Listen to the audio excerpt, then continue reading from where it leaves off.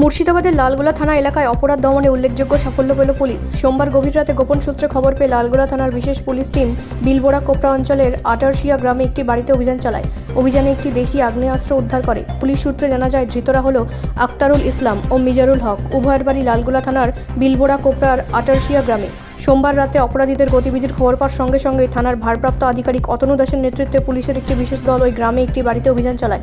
বাড়িতে অভিযান চালিয়ে একটি আগ্নেয়াস্ত্র সহ হাতে নাতে 2 অভিযুক্তকে গ্রেপ্তার করা হয়।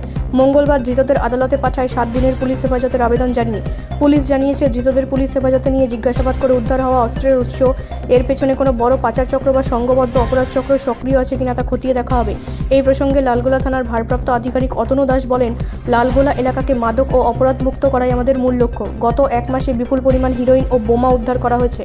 অপরাধীদের কোনোভাবেই রেয়াত করা হবে না। তিনি আরও জানান, সাধারণ মানুষের নিরাপত্তা ও এলাকার শান্তি বজায় রাখতে আগামী দিনগুলোতে এই ধরনের কঠোর অভিযান অব্যাহত থাকবে।